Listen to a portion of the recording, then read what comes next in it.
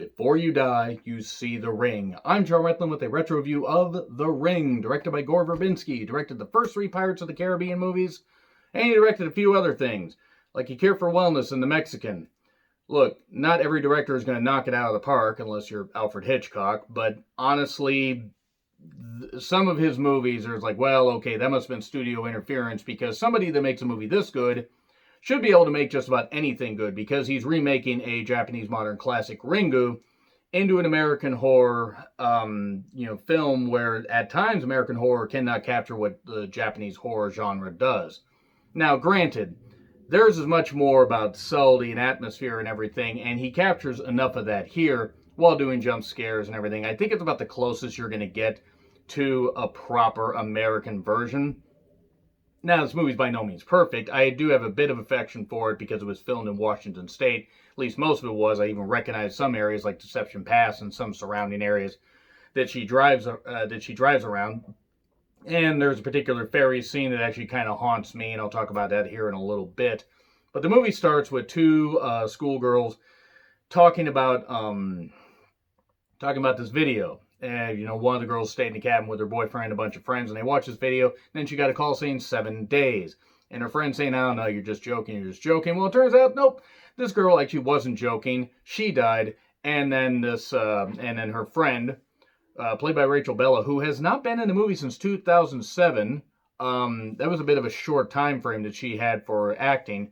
But anyway, she ends up kind of going mad and trapped she is admitted to a psychiatric facility. Meanwhile, Rachel is trying to help just raise her son Aiden, and Rachel happens upon this tape when she tries to figure out what happened with the dead girl, because it was her son's cousin. So, okay, they were really, really close. She wants to help out her son and everything. Her son really is kind of down in the dumps, and also drawing a lot of creepy shit.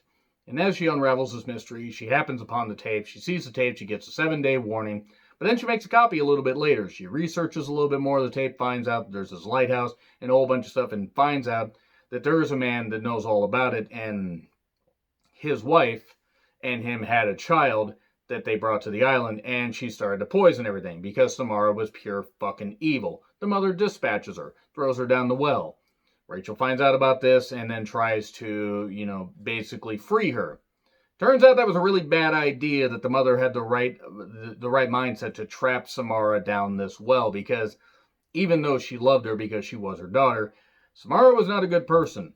Samara gets freed, and then things really go tits up. Now, unfortunately, with this movie, it being a PG-13 horror movie, it has some good moments, it has some shitty moments, but it does have more good than bad. Now, it's not nearly as bad as The Ring 2 or Rings. Sweet fucking Christ, Rings was really goddamn bad. But I like this one because you have the opening scene with the two schoolgirls, and that's some really good dread, some really good stuff. The water overflowing and everything because, she was thrown down a well. The gore effects actually are pretty good, especially for PG-13. And the subtlety of it, where you catch glimpses of the bodies and you catch glimpses of the horror, but some of it's left up to the imagination. They do reveal a whole lot more as stuff goes on. The one scene I didn't like was the ferry scene. As Rachel, Naomi Watts' character, is going on a ferry, and obviously she's about to be, dispatched by this tape, she thinks, so she's going to see Brian Cox, the character of Richard. She sees this horse, and she's like, oh, pretty horse. Horses are beautiful creatures. Well, this horse gets spooked and runs out of the trailer, and then runs around, and then tries to jump over her because it's spooked. But then it hits his legs and basically breaks its legs going over the side, and then gets caught in the motor, and you see blood in the water and everything. I could have done without that. I'm not the biggest horse fan. I would never raise them, mainly because it's a lot of money and a lot of effort, and I simply don't have the land. But I don't like seeing animal violence in movies. I don't. That's like one thing where I was like, okay, I know what happens.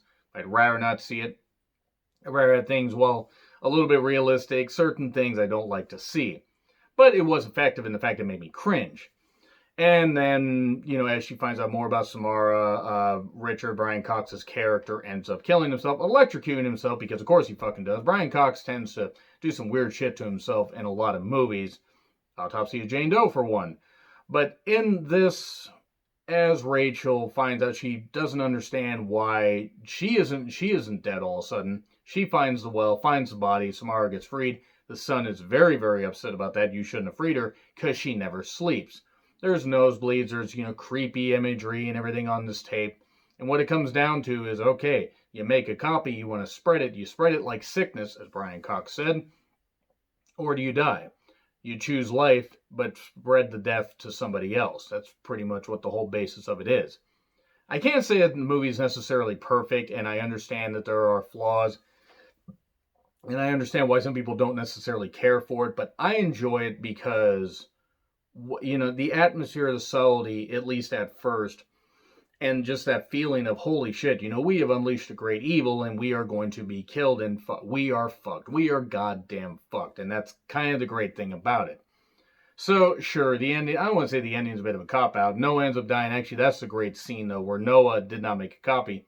So Samara comes after him, comes out of the tape in the TV, and then comes out through the TV. Really cool scene, zooms up on him, and then just fries him, kills him and everything.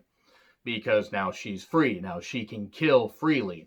And Rachel helps Aiden make a copy, and that's basically what happens to it. He says, well, what happens to the person we show it to? Well, it doesn't matter, she said. We'll be safe. That's pretty much the implication. This was the high point of it because, unfortunately, The Ring 2, as I said, was shit, and Rings was even worse. When you are worse than The Ring 2, that is saying something. But I really enjoyed this movie. I thought it was a lot of fun. It still is eerie, even after 18 years. Not the scariest movie I've seen, not one goddamn bit, but it's still really goddamn fun. So I definitely say a B+. Was there having around an A-? I was like, oh yeah, there are certain things that, haven't, not even aged well, but there are certain things that don't necessarily work. But the movie's expedient with its scares, and I think pretty good. So anyway, let me know what you guys think in the comments. Like, share, subscribe, Twitter handle in the description. I'm John Ritland. I'll see you soon.